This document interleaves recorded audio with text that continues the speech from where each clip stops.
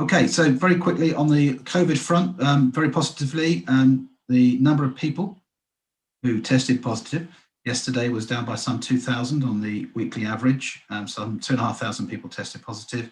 Patient admissions continued to fall by 211% in the last week. And positively, the number of jabs are approaching 7 million. So a sense that's slowing down a little bit, but we are still obviously jabbing lots of people.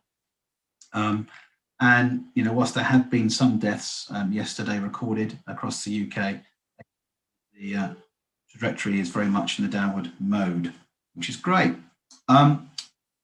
This is our first opportunity to do our regular quarterly review of where we are from the two major pieces of tracking that are conducted by two of our members within the network. And it's wonderful that we've been able to benefit all of us from the work that's been done in this space. Annabel Dunstan, for many of you, you know her very well by now, who's the founder and owner of Question and Retain, is going to be giving us an update on the agency pulse survey that she does, which is sponsored in association with the Alliance of Independent Agencies, or as we call them, the Alliance. So we'll get a really good insight into how independent agencies are thinking, behaving. For those that don't know Annabel, she has started out life in the communications business by cutting her teeth in the world of PR. She's also been a TV presenter, has run a very successful PR consultancy with 75 consultants, and she's been an entrepreneurial consultancy owner herself, founding her own consultancy, Gain and Retain, and to help businesses to grow through attracting and growing talented people, winning great clients, and most recently, Question Retain, which she launched in 2012, which added measurement tools to the mix. Specifically, employee experience, client and membership satisfaction, hence the presentation she's giving today. She works with clients that include LNER, the Imperial College, Pizza Express, the Alliance, and of course, Pimento. So Annabel will be giving her presentation shortly. And then followed by Annabel, we've got Oliver Wright, who leads the public division of Savanta.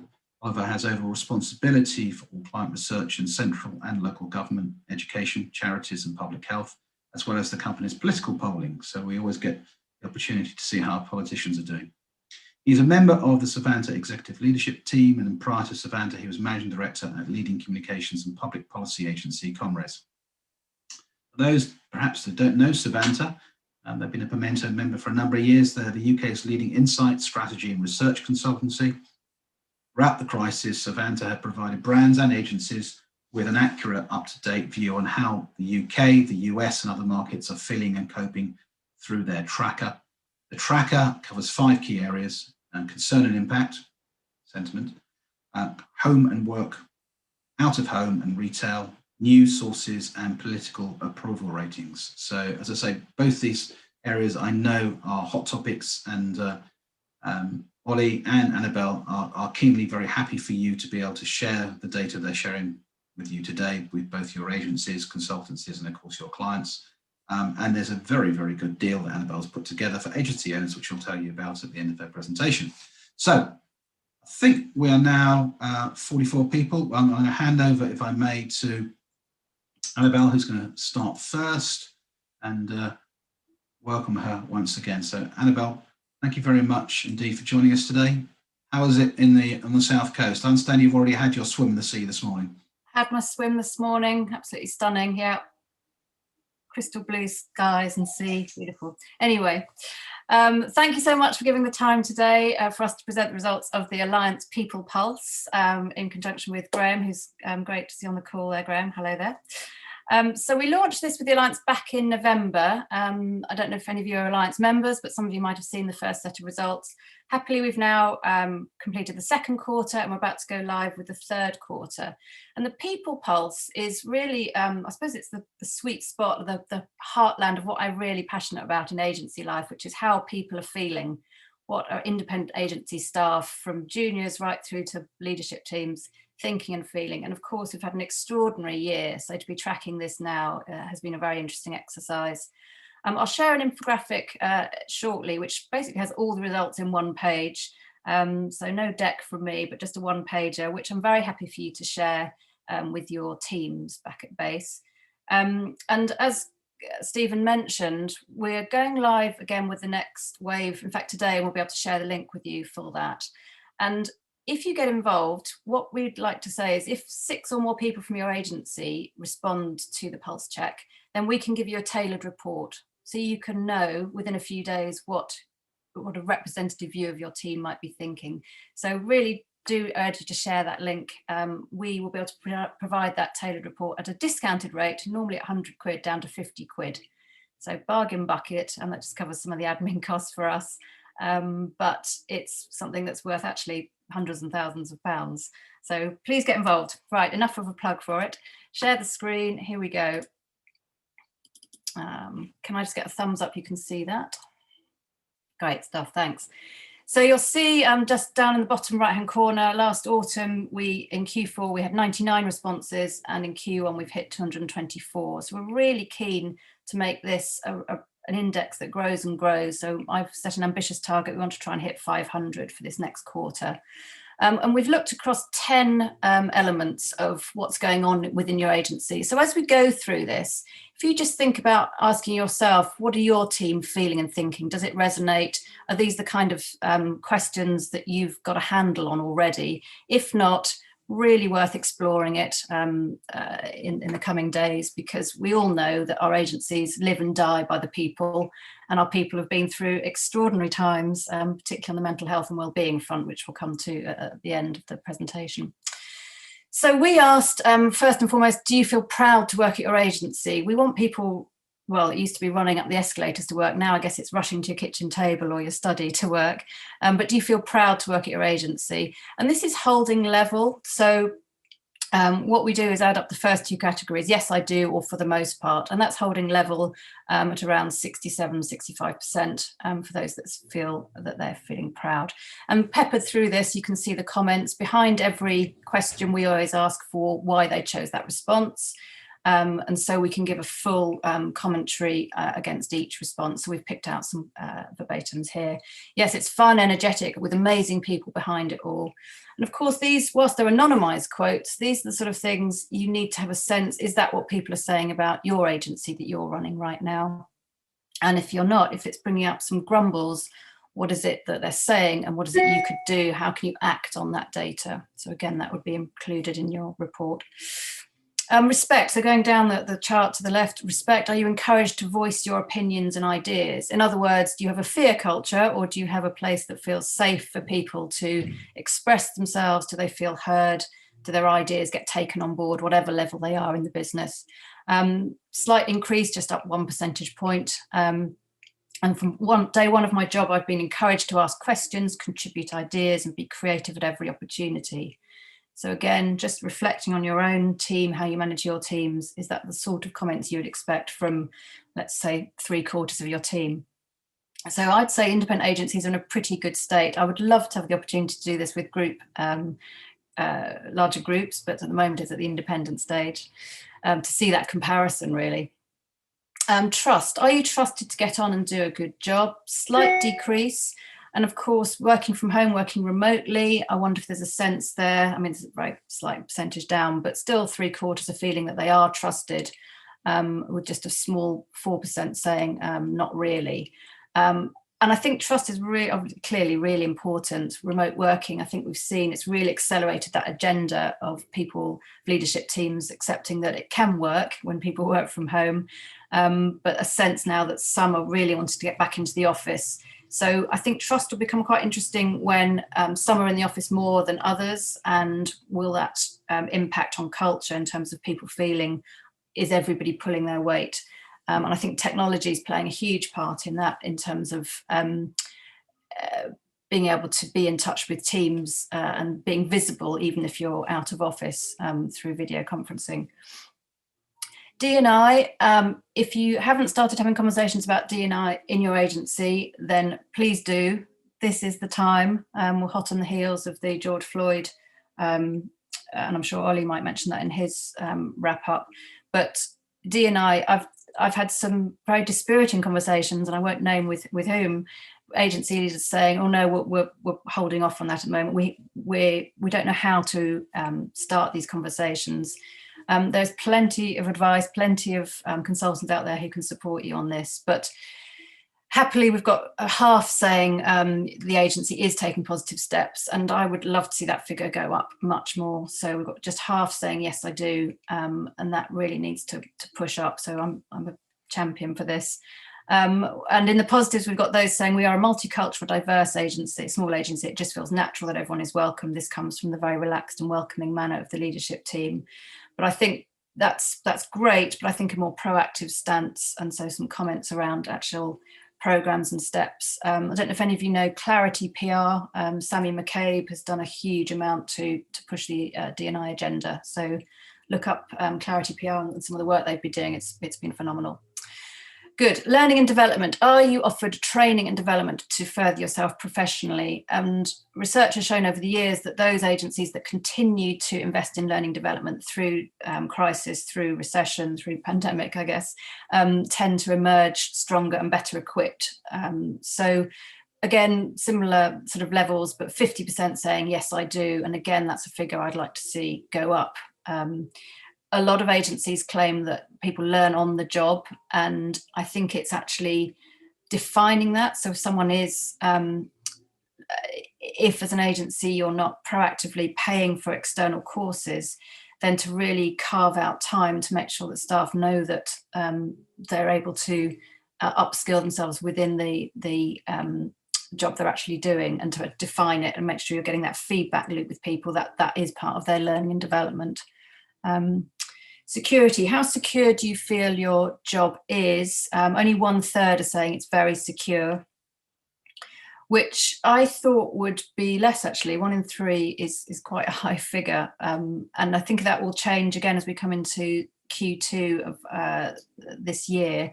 Because at the beginning of autumn last year, we were looking at a big drop off potentially with furlough coming to an end. But when that was reinstated, I think security stayed level. But it will be interesting how that changes as agencies emerge and furlough schemes end. Leadership and communication, really important to understand how well leadership team is communicating with everybody. And happily, on the basis we're in the communications sector, we've got a combined total of 88% saying really clearly or quite clearly. Those agencies that get a report saying not very clearly really have to take a long, hard look at themselves, because if we can't get that bread and butter right, then that is not a good sign. So real comment. And I think also asking the question, how well have we fared as a leadership team in during the pandemic would be a good, even if you did a 1-question pulse back out to your team, just to understand what the brand story is for you going forward. You know, how well did you look after your people as well as your clients through challenging times? What lessons can you learn? What went well, and what can you carry through into how you manage teams going forward from a comms perspective? And then values, we ask this in a 2-sided way. We ask, does the company live its values, and do you live the company values? And the reason behind doing that is because it can sometimes become a bit of a them and us. But if you ask, does the company live its values? Yes, you're understanding how well that's communicated and how well they live up to, whether it's, do they live their purpose? Are they committed to their CSR? But if you then ask, do you live the company values? It's actually seeding the idea that as an employee, as someone, as a member of a team, whatever level you are, you also have a responsibility to live those values. So it's quite a good message to put back out when we ask this. And does the company live its values? Hard through pandemic times to perhaps keep those agendas strong. 1/3 saying yes. And again, we'd like to see that go up as we emerge from the crisis. Do you live the company values? Slightly down. Again, that's harder perhaps when you're not rubbing shoulders with your colleagues and you've had to adapt, and some people are working under extremely difficult circumstances from home caring for children or others. So perhaps that's an interesting one culturally going forward. How do you galvanize that? And then the comment here is quite interesting. I think the company definitely lives its values, more so for the client and their values. I do think sometimes we should look more at our own staff's values just as much. So don't know how recently you've looked at your values. Do your staff talk confidently about what they are. Perhaps this is an opportunity to learn from what's worked well during COVID and what hasn't, and how to incorporate that and bring that into values going forward. And then finally, the mental health and wellbeing question. We asked this for the first time in Q1 at -22. For those of you, I'm sure, all familiar with NPS, this is well below where we'd want it to be. 0 is medium point. Obviously, the scale is from -100 to +100. -22 is pretty low. So amongst 224 independent agency staff, the average score is -22. So clearly, this is an anonymised pulse check, but there is a lot of problems stored up, I think, from the various challenges people have experienced. Hopefully that we'll see this increase, and I hope if we can hit 500 people in the next couple of weeks, we will see a higher score on the basis we've all been able to go to the pub and book a table outdoors at least. And so home life and those restrictions we've been under are easing. But again, it'll be interesting to get a pulse on where that score is going forward. So that's it that I wanted to share, but happy to take questions if you've got any. Yeah, we could do a quick 5 minutes questions now, or we could do it at the end. It depends entirely what you prefer. I think the one appeal, and if we can put it up into the box, is that we're really keen to get as many agencies, and I'm assuming consultancies too, Annabel. To engage around this survey. As Annabel said, I mean, it's free to engage. It's free for you. If you have and you want your own report, then that's available at the princely sum of 50 quid. I mean, God, 50 quid. I mean, you know, it's amazing value, and that will really give you some insights, I guess, as to how you're performing, and then you can then compare and contrast that with the group as a whole and see where your agency sits or your consultancy sits. So definitely worth doing. Please, you know, I encourage you to connect with Annabel. If you don't have her email address, it will be on the follow-up email we send out today, but equally too, just drop a note to her now in the chat room there. And equally, Annabel, if you can republish, or perhaps Molly, if you can put it back up again, because I don't know whether everybody was on the call at the time, the People Pulse, which, as I say, is an association with the Alliance. I think we'll come back to questions, if I may, Annabel, because I just think that we've got a flow going now. So if you don't mind, I now would like to hand over to Oliver. Take the stage, as it were. Ollie, I'll find you now. Thanks, Stephen. I'll share my screen. Sorry. There you are. So let's open that up. Can you see that? Okay. Okay. Just putting them full screen. Great. Is that showing properly, or have I got the sort of pictures on the side? It's all okay. Good. Well, thanks for having me back again. It's been a little while since I last presented our tracking data. I think it was towards the end of last year, possibly in December, if not late November, and quite a lot's happened since then. First of all, we had Christmas cancelled. Obviously, a lot of us, maybe on the call, but certainly in the country, have had at least the first jab of a vaccine. The roadmap is underway. I went to the pub for the first time last night with my wife for a very, very long time. As you can see, I've still not had a haircut, but that is booked in. And I think we're all looking forward to things opening up more and more. And the reason for that sort of intro really is it does shape people's views on things, which you'll see as I run through the data here. So I suppose, yeah, just to refresh your memory, or if you haven't seen this before, just tell you what we do. So we run a mixture of daily and weekly polling amongst the general public on their attitudes and behaviours around the pandemic, and also political approval ratings and voting intention. And we also run, I think it's now a monthly survey amongst businesses on a range of topics, but at the moment specifically related to the pandemic. So I'll be covering a bit of both today in terms of views of the public and businesses. First of all, just looking at levels of worry, We've tracked this going all the way back to March last year, when things sort of spiked, and that was the high point still sort of through March and April last year. The blue line is basically the combination of people who say that they are either very worried or the most worried they've ever been on a scale of 0 to 10.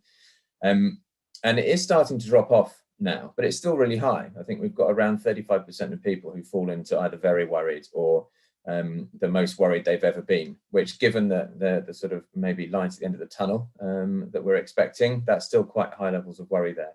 What's interesting for me is it's largely mirrored, I think, when cases have been high and deaths have been high. So you can see it rose around sort of January, February, and has been falling off since February through to March and April.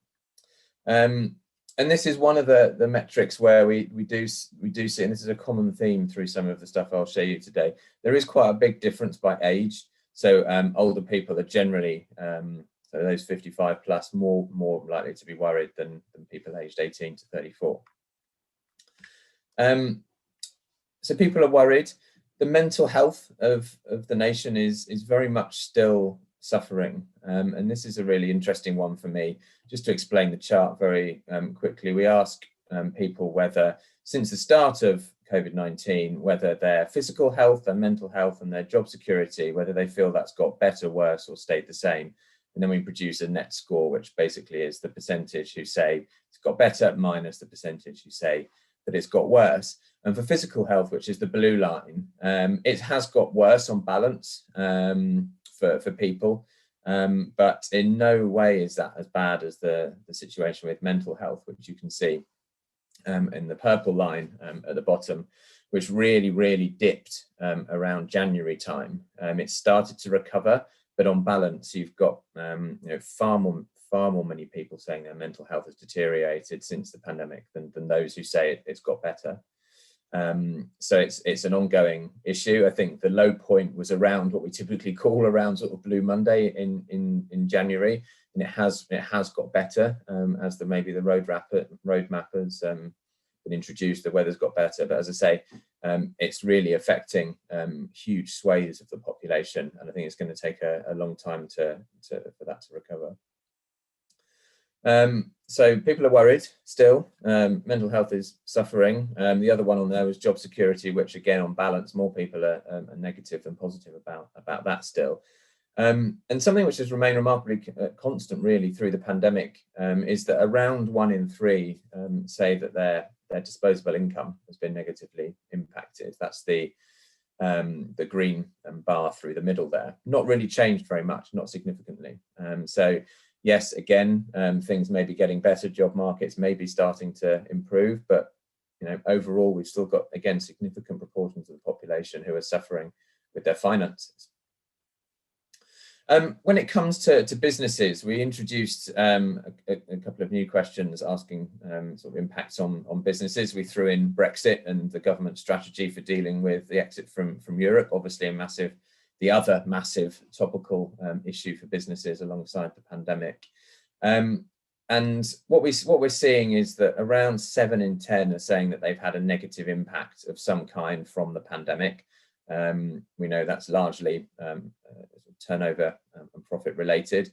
And what's interesting for me is that the impacts of the pandemic are significantly more than the impacts of Brexit, at least so far. Brexit being the slightly lighter pink bars, somewhere between 1/3 and 1/2, depending on size of business.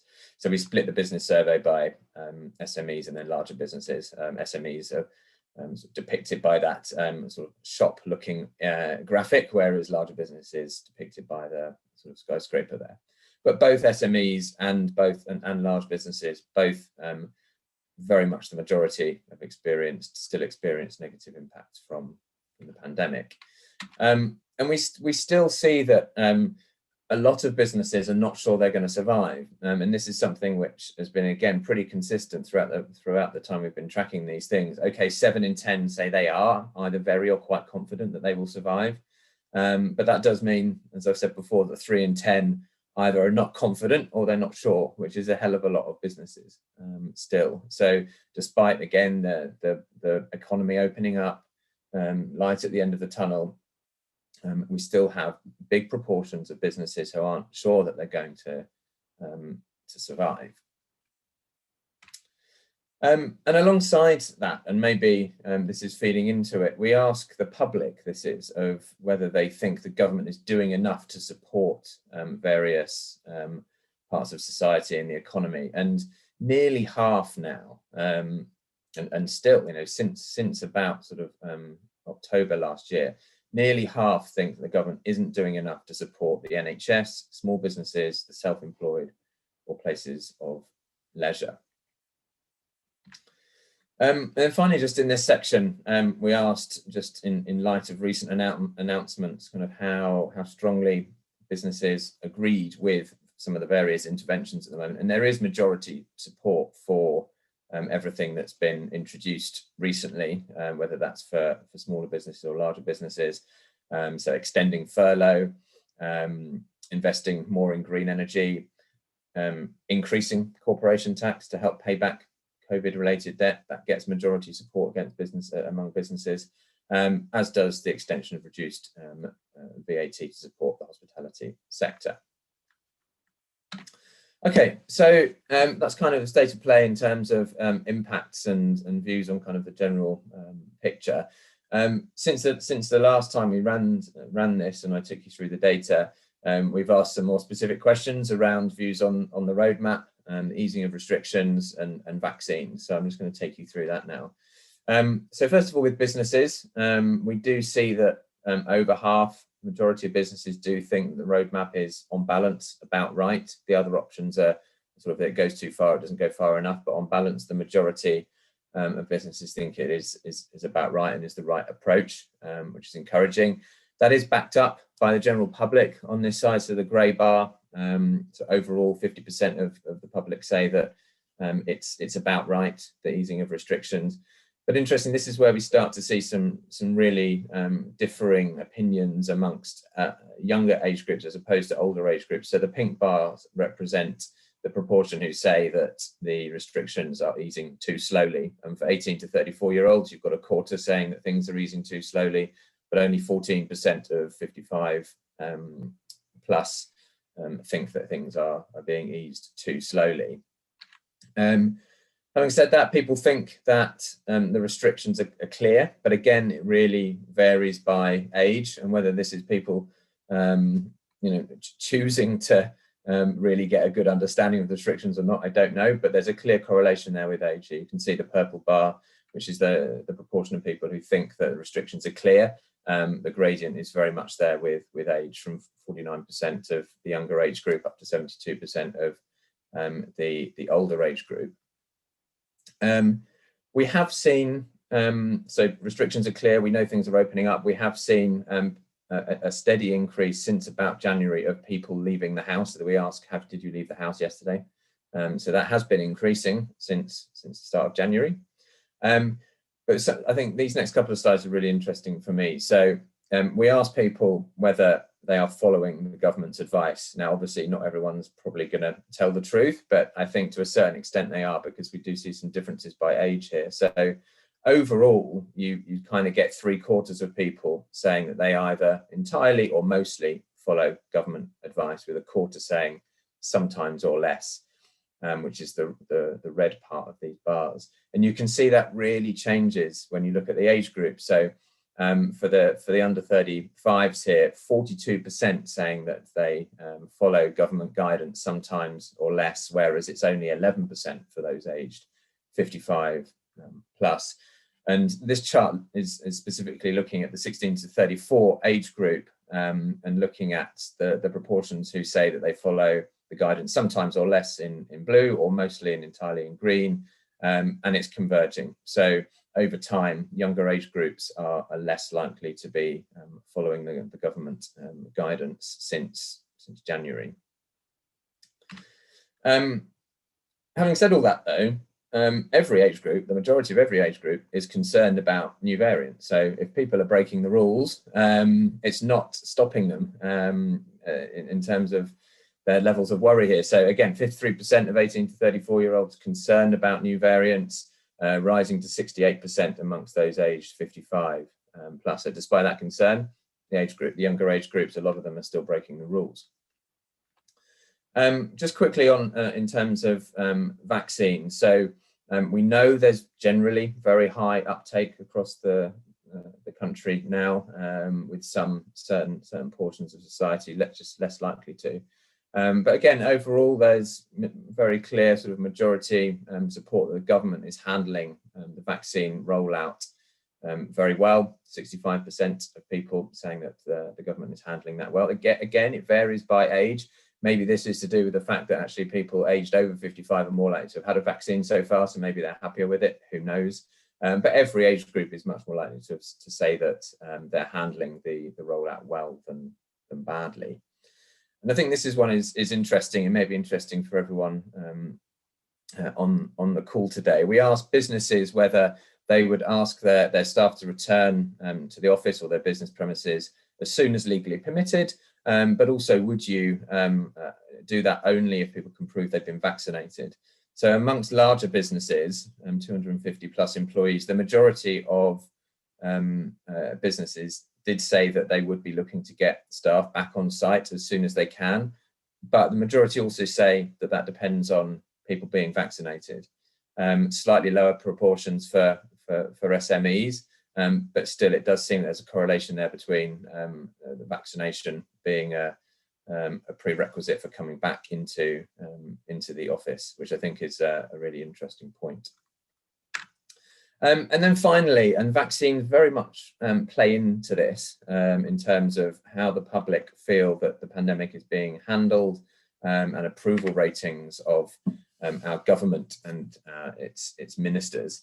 So we've tracked all the way back again to March last year, asked people whether they approve or disapprove of each of the following. You ask about different organisations and different people. The NHS, blue line, holding up very, very strong. Whereas the green line, the government, has had a bit of a harder time, rapidly dropped off through last year to negative levels of approval through last autumn.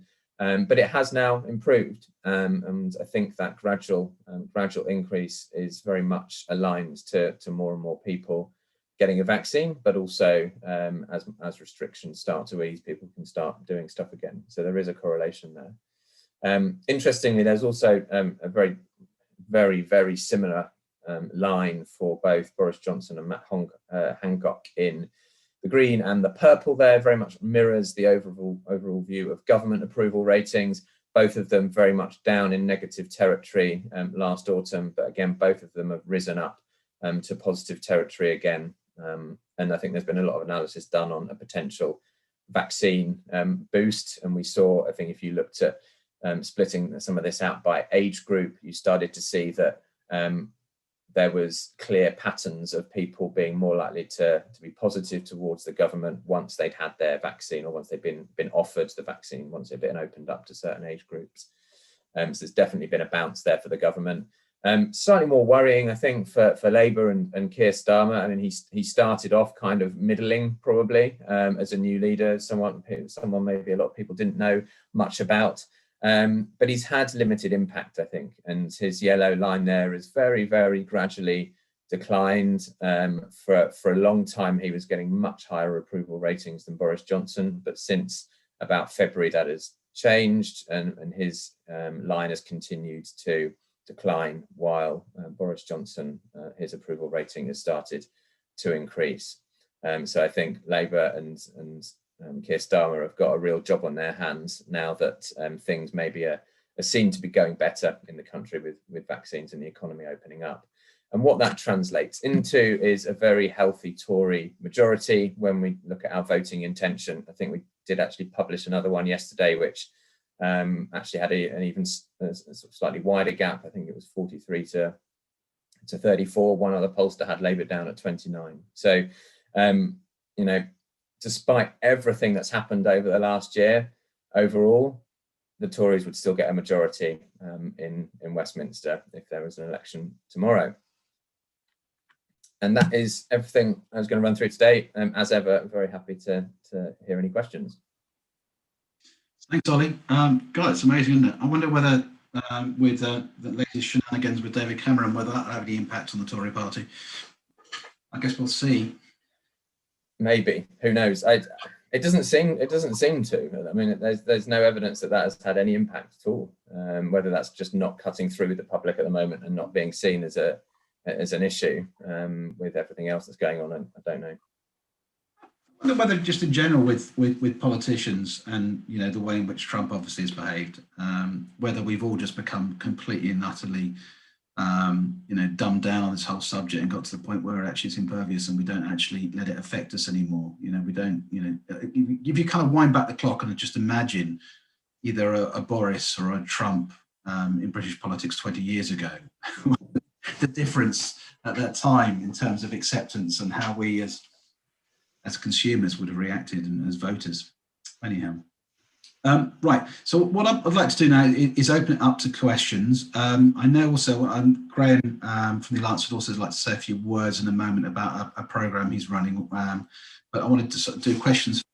What I'm going to do is I'm going to put Annabel and there we go, and Ollie in the spotlight together, and then open it up to everybody to any questions. I know we had a few questions earlier on. First question was from Leslie Davey, and Leslie was asking Annabel, thank you very much and very interesting findings.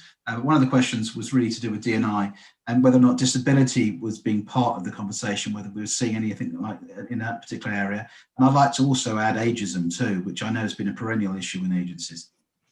Yeah, I've been listening to some really interesting stuff around diversity, and I think it's really expanding our view of what it is. So neurodiversity, I haven't heard people talking about, former prisoners, ageism, as you said, in the workplace.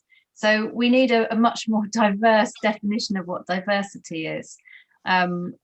So yes, it's not just skin colour, BAME, etc. It is that wider piece. The other thing I keep coming back to is this fear of putting your toe in the water and starting to have these discussions. And if you look across the gallery of our faces here, we're predominantly white middle class, I would say. So why is that? This is 2021, for goodness sakes. What have we done? What have we done in our recruitment patterns that has led to this? So I think having really bold conversations. One diversity expert I was talking to, very smart woman, she was saying, you need to start from the point that we're all inherently racist. And I was really shocked when she said that. And she said, you've got to start from that point because of our unconscious bias, and we are a product of our experience, and we can't often see beyond that we've grown up with. I'm just going to tell one very small anecdote, which it really shocked me, and I didn't think I was shockable, but I have a niece who is white. She's going out with a black guy. They were cooking roast vegetables over the weekend. They needed some rosemary for their roast potatoes. Clara says to her boyfriend, why don't you just nip round to the neighbours down the road and pluck some rosemary from their rosemary bush? And he just looked at her aghast and he said, you can do that. I cannot do that. And when she told me that story, it was like, whoa, that tiny little insight into what he deals with on a daily basis. And I'm sure if we start having those conversations, that's going on in our offices. There's banter, there's adapted behaviours that we're not even aware of if we're in this white middle class place. So I do sound like I've got to be in my bonnet about it, but I think it's so important. But the benefits as well, and I'll stop after this, are that if we're communicating with diverse audiences, and the UK is a multicultural society, we need to have those voices in our agencies. And we do need people who can talk to 65 pluses. WPP, I think, need 2% of their staff are over 55. So independent agencies, we've got a real opportunity to show the big boys that we can do this differently and better. There's some fantastic trailblazing agencies. Talker Taylor, I don't know if you know Stephen Strickland and Gary Whedon. They are absolutely the forefront of how to attract diverse voices into their agency, and they're winning awards left, right and centre. So it has benefits as well as it being the right thing to do. All, I think, very, very important points, and as you rightly say, we're not particularly diverse on this call. But to be fair, it's been something that we've been really focusing on now for at least 12 to 18 months. But there's a challenge around it, not least of which, obviously, we fundamentally focus and appeal to agency owners.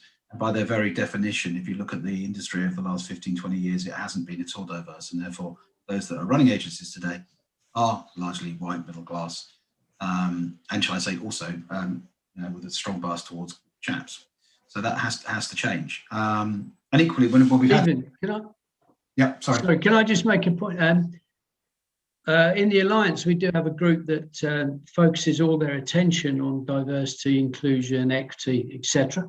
And we have just launched a mentoring scheme with Brixton Finishing School. They run a thing called the Academy, which attracts students from both sort of socially deprived, in fact, all the underrepresented people in our industry. And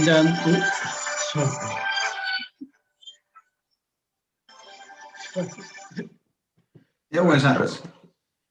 Oh dear. And what we've decided to do in order to change the makeup of independent agencies is to begin by mentoring people who are currently underrepresented.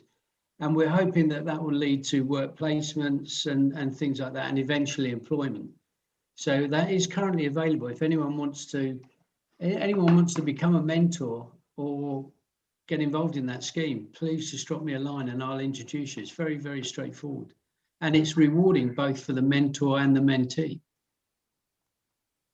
That's a great initiative. And I think, equally too, a few weeks ago, we had Tom Crosley and Mark Lewis from the School of Communication Arts on one of these calls, and we are looking to find a way in which we collectively within Pimento and within the agency network can actually sponsor some students through their programs and get fresh talent from all sorts of backgrounds back into the communications world. As you've got the limelight at the moment, Graham, you might as well actually have a quick chat about development and the work you're doing with the diploma, and then we'll then come back to Oliver. Okay, great. Thank you, Stephen.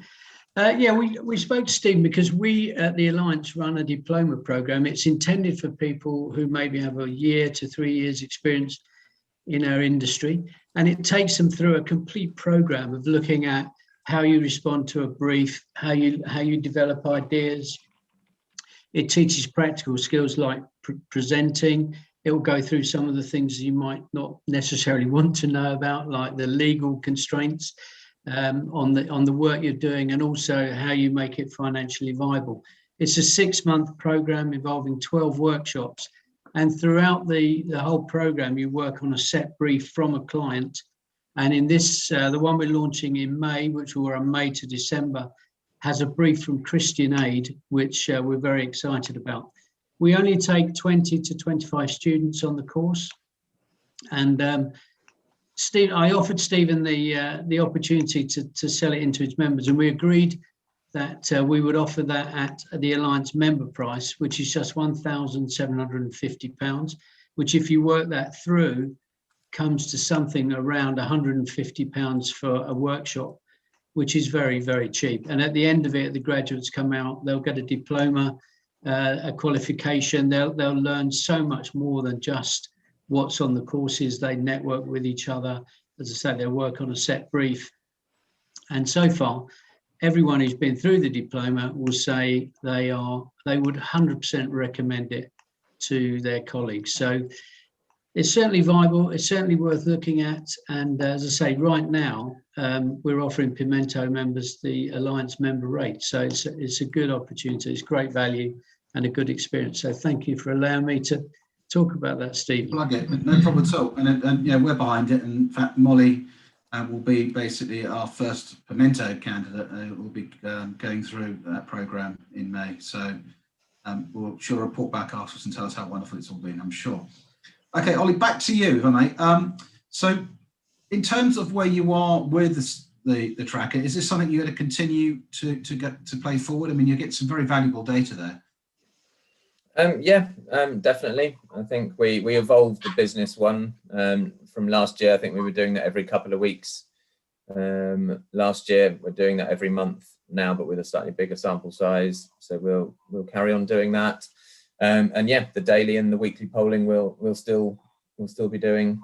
We do snap same day polling as well if there's any particular big issues of the day which come up. So yeah, definitely something we will be continuing to do, and all part of our initiative to become a household name. That's a key part of our strategic vision for the next 4 or 5 years.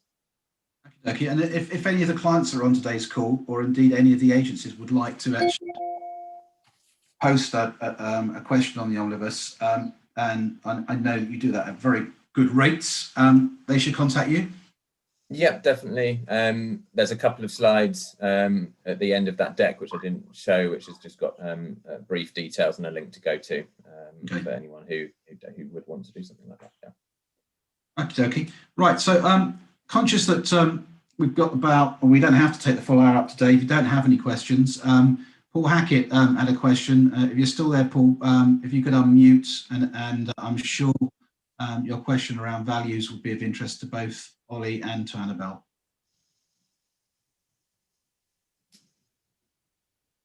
Can't hear you.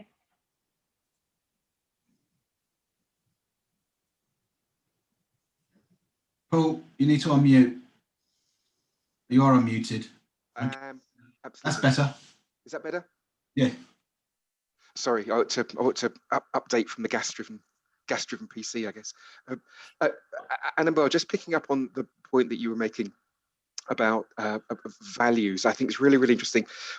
We've been doing some work with parts of the leadership team at Virgin Media, and what's been really interesting is that over the last year, that work has progressed from the conventional type of leadership strategy and development planning that you'll know only too well, into the, well, if we're going to keep people working from home or working remotely, all of the things that we used to do internally don't kind of apply anymore, do they? However, there's a need, isn't there, to bring that same strategy to working from home employees or working remotely employees as it was to those people who would be in a single location.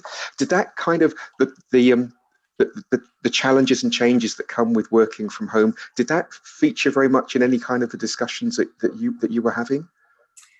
Yeah, I think there's a big question around what to do next. I think it's either a hybrid model. So I think people are recognising that you can't have staff at home permanently and develop them and galvanise a company culture. So I think a lot are moving towards this hybrid model, and then there's many iterations of that, whether it's core days in the office or creating co-working spaces or allowing people to work in co-working spaces in their hometowns. Every agency has a different take on it. It's quite interesting. I really like Savanta's, Ollie's data on what people are expecting of their staff, whether they've had a vaccination, whether they're insisting they then come back. But I think you've got to look at what the best elements of your culture were before pandemic, what then developed during pandemic, and then what can you retain going forward. I interviewed the director of comms for Lifeways, which is a big care home corporation, and they have 11,000 people working for them, of which 6,000 are out looking after people with disability, and the other 5,000 are the admin support around all of that. And they've actually transformed. They've had a very positive response to it all. They've enormously cut down their travel costs. Using technology, they've really adopted Facebook Workplace, I think it is, or Workplace, which is the equivalent of Facebook for work. And everybody's adopted it because they want to be in touch, and it's really accelerated how they've communicated with each other in a much better and more human way. It removed lots of levels of hierarchy. So the chief exec is responding to a care worker, and obviously that's slightly different for agency land. But I think using technology effectively and making sure that you've got plenty of face-to-face time will be really, really important. That was a really rambly answer, sorry. But I think the key is to ask your team what's going to work for them and really listen to that, because that's who's going to drive your business.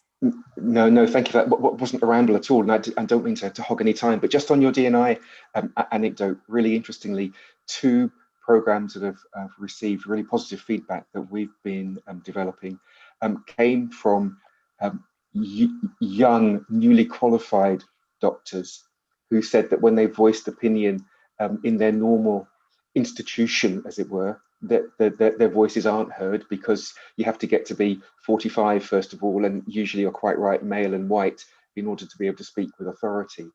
But their thinking we've applied to commercial challenges, and their thinking has been incredibly well received.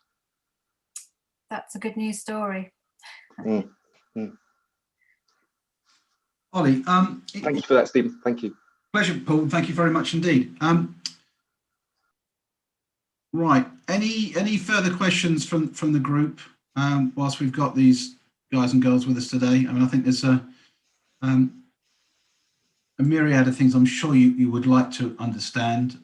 If not, then I'll just like to thank everybody for attending today. The copies of the reports will be available after today to go with the video.